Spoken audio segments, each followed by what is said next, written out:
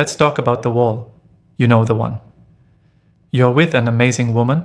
The connection is real, but there's an invisible barrier you just can't get past.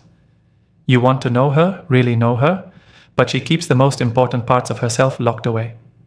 You try everything, you're witty, you plan great dates, you listen, but the wall remains. And you're terrified of pushing too hard and shattering the fragile potential between you. So what do most men do? They see that wall and they try to storm it. They look for a trick, a secret line, a grand gesture to force the gates open. But this only proves to her that the world outside is aggressive and trying to get something from her. It puts her on the defensive. What if I told you the answer isn't to attack the wall, but to make the ground around it so safe and beautiful that she chooses to open the door herself? The single most important key to a woman's heart, to intimacy, to love, is emotional safety. When a woman seems guarded, it's not a game. It's a protective mechanism. Her heart is a fortress, and the drawbridge is up because past relationships, family, or life itself has taught her that vulnerability can lead to pain. This video isn't about manipulation, it's about psychology. It's a masterclass in building such profound trust that she finally feels safe enough to let you in. We're going to break down the psychological keys to becoming her safe harbor, the one place she feels she can lay down her armor and finally be seen. So, if you're ready to stop guessing and start building something real, let's begin. And don't forget to subscribe to the Stoic Couple channel for more new tricks and dating advice. Key number 1, become a master of validation, the anti-fixer. The first and maybe the most critical key is to master the art of validation. This is something a lot of guys think they understand, but totally fail at in practice because it goes against our natural wiring. As men, we're conditioned to be problem solvers, fixers. When someone we care about has a problem, stress at work, a fight with a friend, our first impulse is to jump in with solutions. We want to fix it and make the bad feeling go away. Here's the crucial psychological insight. When she shares something difficult, she's not usually looking for a solution. She's looking for an ally. She's subconsciously asking, is this a safe place for my feelings? Can I put this messy, complicated, maybe even irrational emotion on the table without being judged or fixed? Every time you jump to a solution, you're accidentally sending a message that invalidates her, saying, you shouldn't feel that way, or just do this and it'll be fine, is like saying her feelings are wrong, that they're an inconvenience to be solved and put away. The walls go right back up. Validation is simply communicating. What you are feeling is real, it makes sense, and I'm here with you in it. You don't have to agree with her or think her reaction is logical. You just have to accept her emotional reality without judgment. It's one of the most powerful trust-building tools on the planet. So, how do you do it? Start by actually listening. And I don't just mean being quiet, I mean putting your phone away, turning off the TV, and facing her with open body language. Then you use a technique called reflective listening. You listen for the emotion behind the words and gently reflect it back. Let's paint a picture. She comes home, sighs, and says, my boss is driving me crazy. He put me on this impossible project and then criticized my work in front of the whole team. I feel so humiliated and overwhelmed. The typical fix-it response, you should talk to HR, or your boss is a jerk, forget him. Both of these shut down the emotion. The validation master, however, pauses and says something like, wow, that sounds incredibly frustrating. To be criticized in front of everyone after being given an impossible task? I totally get why you'd feel humiliated and overwhelmed. That's a horrible situation. See the difference? No solution, no dismissal. Just a pure reflection of her emotional state. You've just communicated, I hear you, I see you. Your feelings are welcome here. You've created a small pocket of safety. Here are some phrases to get you started. It sounds like you're feeling 2. I can see how that would make you feel. 3. It makes perfect sense that you're upset about that. 4. Tell me more about that. Think of it this way. Her emotions are like the weather. Sometimes it's stormy. The fixer tries to stop the rain. The validator just holds an umbrella and says, I know it's raining and I'm not going to let you stand in it alone. When she knows deep down that you can handle her storms without trying to control them, she'll finally feel safe enough to show you everything. Key number 2, model the vulnerability you want to see. The second key works on a powerful principle of human behavior, reciprocity. We subconsciously mirror the people around us. This is especially true with vulnerability. You can't expect her to lower her armor if you're standing there in a full suit of it yourself. If you want her to open up, you have to be willing to go first. Now, this is where a lot of men get nervous. We're taught that being a man means being a stoic, impenetrable rock. That showing fear or uncertainty is a weakness. That's a profound misunderstanding of what strength really is. True strength isn't the absence of vulnerability. It's having the courage to be vulnerable. It signals a quiet confidence in yourself, the confidence to be seen for who you really are, flaws and all. When you model vulnerability, you're doing two critical things.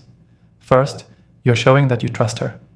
By sharing something personal, a fear, a dream, a past struggle, you're handing her a piece of your own heart. It's a powerful, non-verbal invitation that says, I believe you're a safe person. I'll prove it by going first. Second, you normalize imperfection. If you only show your highlight reel, she might think, wow, he has it all together. He won't understand my mess. But when you share that you were nervous before a big presentation, or that you sometimes wonder if you're on the right path, you instantly become more human. You create a space where both of your authentic selves are welcome. But there's a huge difference between modeling vulnerability and trauma dumping. It's not about offloading all your emotional baggage onto her and making her your therapist. That isn't attractive. It's a burden. Confident vulnerability is about sharing your inner world without making her responsible for it. For example, trauma dumping. I'm so lost in my career, I have no idea what I'm doing, and my life is a mess. What do you think I should do? This is anxious, needy, and puts the burden on her. Confident vulnerability. I've been thinking a lot about my career lately. Part of me wants to try something more creative, but honestly, the thought of leaving the security of my job is pretty scary. It's just something I'm navigating right now. Feel the difference? The second one is honest and open, but also grounded. It communicates, I have these feelings and I'm strong enough to handle them. I'm just choosing to let you see them. It invites connection, not rescue. Start small. You don't need to share your deepest secrets on date 2. Share a passion, a personal goal, or a small, relatable struggle. Use I statements. I feel, I'm excited about, I've been struggling with. Building a relationship is like building a fire. You don't drop a massive log on a tiny spark. You'll kill it. You start with kindling. You offer a small piece of vulnerability. If she receives it with warmth and validation, the fire grows. Then she might offer a piece of her own. By bravely going first, you show her that vulnerability isn't a cliff edge, but a safe path you can walk together. Key number 3, the unbreakable power of consistency. Trust isn't built in grand sweeping gestures. It's not forged in one perfect date or one deep conversation. Trust is built in the small, mundane, everyday moments. This brings us to the third key, the unbreakable power of consistency. A guarded woman is a pattern seeker. Her subconscious is like a high-tech security system, constantly scanning your behavior for integrity, for alignment between your words and your actions. It's asking, is he reliable? Is he stable? Is his behavior predictable in a good way? Every time you're consistent, you make a deposit into her emotional bank account. You say you'll call, and you call. You say you'll be there at 7, and you show up at 7. You say you value her opinion, and you actually listen. These small deposits build a massive reserve of trust over time. Conversely, inconsistency creates huge withdrawals. When your mood is unpredictable, warm one day, distant the next, it creates anxiety. She has to wonder, which version of him am I getting today? When your actions don't match your words, talking about honesty but telling white lies, it creates deep doubt. For a guarded person, inconsistency is a massive red flag. Think about it from her side. If she's going to lower the drawbridge to her fortress, she needs to know the ground outside is solid. If you're a landscape of emotional earthquakes, she will never feel safe enough to venture out. She needs to know you are solid ground. So how do you cultivate this? First, be impeccable with your word, especially on the small stuff. The small things are the building blocks of trust. If you make a promise, keep it. If you can't, communicate why, apologize, and make it right. Don't just let it slide. Second, aim for emotional consistency. This doesn't mean being happy all the time. It means being consistent in how you manage your emotions. It's okay to have a bad day. It's not okay to make her the victim of it. Instead of being moody, you can say, hey, I'm feeling pretty drained from work today, so I might be a bit quiet. It has nothing to do with you, I just need to recharge. This is mature, consistent communication. Third, be consistent in your character. If you're kind to her but rude to a waiter, her internal alarm bells will go off. That's a huge character inconsistency. She needs to see that the man she's with is the real you, not just a performance you put on for her. Your consistency is what proves, beyond a doubt, that you are strong enough to hold the weight of her trust. If this deep dive into relationship psychology is clicking for you, and you want to keep building stronger, more authentic connections, take a second to hit that subscribe button. We go far beyond surface level tips to give you tools that create real change, and I'd love for you to be part of the community. Key number 4, hold space without judgment, the emotional container. We've talked about validation, actively accepting her feelings. This fourth key takes it a step further. It's the advanced practice of holding space. This is one of the most profoundly attractive things you can do, and it's the ultimate expression of emotional safety. So what the hell does holding space even mean? Imagine her emotions are water. Sometimes they're a calm lake, other times a raging river. Holding space means you become the riverbanks. You aren't the water. You don't try to dam it or divert it. You just provide a strong, unshakable container that allows the river to flow, knowing it won't break the banks and cause a flood. You contain her emotional experience with your calm, steady presence without getting swept away yourself. This is hard because when a woman expresses intense emotions, like anger or deep sadness, our instinct is to get defensive or try to fix it just to stop our own discomfort. Take anger. If she's angry with you, the typical male reaction is to defend yourself, to explain why she's wrong and you were right. This instantly turns the conversation into a battle. You've just proven her anger isn't safe with you. Holding space looks totally different. It means you first regulate your own reaction. You take a breath. You ground yourself. You remind yourself, this is her river, not mine. I am the riverbank. You listen for the pain or fear that's usually hiding under the anger. A response from a man holding space sounds like this. I can hear how angry you are, and it's clear you're hurting. I want to understand. I'm not going anywhere. Let's talk about this. Feel the power in that? It doesn't agree with the anger, but it doesn't fight it either. It acknowledges it and contains it from a place of absolute stability. You become her anchor in her storm. When a woman feels this, that she can throw her toughest emotions at you, and you don't crumble, attack, or run away, her trust in you becomes unshakable. She knows that all parts of her are welcome, the light and the dark. This is a high-level skill. It requires you to do your own emotional work. But it is the ultimate key to her heart. When she feels your presence is a truly safe container, the walls of her fortress start to dissolve. Because she doesn't need them anymore. She has found her safety in you. Key number 5, understand her blueprint, the influence of the past. To truly create a space where a woman can open up, you have to get that the walls she built didn't come from nowhere. They're the result of her unique personal history, her psychological blueprint. This 5th key is about developing a compassionate curiosity for the influence of her past. Every person's ability to trust is shaped by their history, especially their early life. This is often linked to what psychologists call attachment theory. A woman who is guarded may have learned early on that expressing her needs leads to disappointment, or that the people she relied on weren't always there for her. Her past romantic relationships also add layers to this blueprint. A history of betrayal or criticism can teach a powerful lesson. It's safer to keep my heart to myself. Her guardedness isn't a flaw, it's a scar from past battles. It's a testament to what she survived.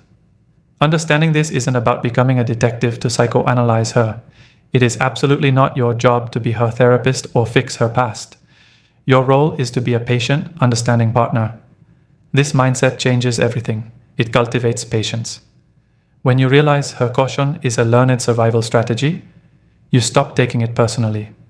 You go from thinking, what's wrong with me that she won't open up, to what has she been through that makes this feel so risky for her? It moves you from frustration to empathy. It also means you understand that earning her trust is a marathon, not a sprint. You have to prove over and over that you are different from the patterns in her past. If her blueprint says men leave when things get tough, your steady presence during a hard time helps rewrite that code. You are, with your actions, offering new data that contradicts the old story. How do you do this sensitively? You can create pressure-free opportunities for her to share. You could say something gentle like, "You seem like a really strong person. I bet you've had to be." This doesn't demand a story, but it opens a door she can walk through if she's ready. Most importantly, if she does share a piece of her past, treat it like the sacred thing it is. A simple, "Thank you for trusting me enough to tell me that," is incredibly powerful. It reinforces that her vulnerability was safe with you. You're not just interested in the treasure of her open heart. You respect the entire journey that made her who she is today. Key number 6, the language of unconditional positive regard. Our final key is a concept from humanistic psychology called unconditional positive regard. The name sounds academic, but the feeling it creates is one of the most powerful forces in any relationship. It means accepting and valuing the core of a person, separate from their specific behaviors or moods. It's the underlying message that says, "I see the good and valuable person you are at your core, even when I don't love what you're doing right now, even when we disagree. My fundamental respect for you is not conditional." This is the opposite of how most relationships work. Usually, affection is conditional. We give it when our partner is happy, easy, and agreeable. We pull it back when they are difficult, sad, or messy. This teaches a person, "I'm only lovable when I'm performing. Parts of me are unacceptable," which forces them to stay guarded. Practicing unconditional positive regard means you separate the person from the behavior. Let's say she's being distant or irritable. The conditional response is to get cold yourself or criticize. "Why are you being like this? I don't want to be around you when you're in a mood." The response from unconditional positive regard sounds different. "I can feel that you're in a tough place, and while it's hard to connect when there's this distance, I want you to know I'm here for you and I care about you. Is there anything you need?" The message is subtle but profound. "I don't like the behavior of this distance, but my care for you, the person, is constant." This creates an incredible sense of freedom and safety. It allows her to be imperfect. It allows her to have a bad day. It allows her to be human, without the fear that your love will vanish the moment she steps out of line. Think of yourself as a gardener. A good gardener doesn't just love the plant when it's in full bloom. They tend to it when it's a seedling, when it's struggling with pests, or withering in a drought. Their regard for the plant's nature is unconditional. When a woman feels this from you, that your respect for her is a bedrock foundation that doesn't shake, she can finally stop performing, she can relax, and she can allow her true, complete, beautifully imperfect self to emerge. Key number 7, the what if section. Now, you might be thinking about some what ifs. First, what if she's had significant past trauma? This is a huge one. These principles are even more critical in this case. But you have to respect your role. You are her partner, not her therapist. If her past is seriously impacting her ability to connect, the most loving thing you can do is encourage her to seek professional help and support her through that process. Be her safe harbor, but don't try to be the whole rescue mission. It isn't fair to you, and more importantly, it isn't what will help her heal most effectively. Second, what if I mess up? What if I try to validate and say the wrong thing? You will. Welcome to being human. This isn't about perfection, it's about repair. The goal isn't to never make a mistake, but to get really good at cleaning up your mistakes. When you realize you got defensive, go back to her. Say, "Hey, I was thinking about what you said earlier, and I realized I wasn't really listening. I'm sorry. Can we try again?" A sincere apology is more powerful in building trust than getting it right the first time ever could be. Finally, how long does this take? It takes as long as it takes. You have to let go of a specific timeline. If you're doing these things to get her to open up by next month, she'll feel that pressure. The real shift happens when you change your goal from "how can I get her to open up?" to "how can I become a genuinely safe space for another person?" This work isn't really about her, it's about you. It's about your own growth and your capacity to love. When you make that your goal, her opening her heart becomes the beautiful, natural side effect of the man you've chosen to become. So, let's bring it all home. Getting a woman to open her heart isn't about a trick. It's about creating profound emotional safety. It's about shifting from trying to force a door open to becoming a safe harbor she willingly sails into. You do this by mastering validation, so she knows her feelings are safe. By modeling vulnerability, so she knows it's brave to be open. through your unbreakable consistency, which builds a foundation of trust. By learning to hold space, so you can be her anchor in any storm. By understanding her past with compassion and holding her present with unconditional positive regard. Ultimately, this is a roadmap to becoming a more grounded, empathetic, and powerful man. The most attractive quality you can ever have isn't your looks or your money. It's your presence. It's the feeling people get when they're around you. When a woman feels, on the deepest level, that she is safe with you, safe to be happy, sad, angry, messy, and her true self, you won't have to worry about unlocking her heart. She will hand you the key. If this resonated with you, give it a like and subscribe for more. And I want to hear from you in the comments. Based on this, what is one specific action you can take this week to create more emotional safety in a relationship? Share it below. Thanks for watching,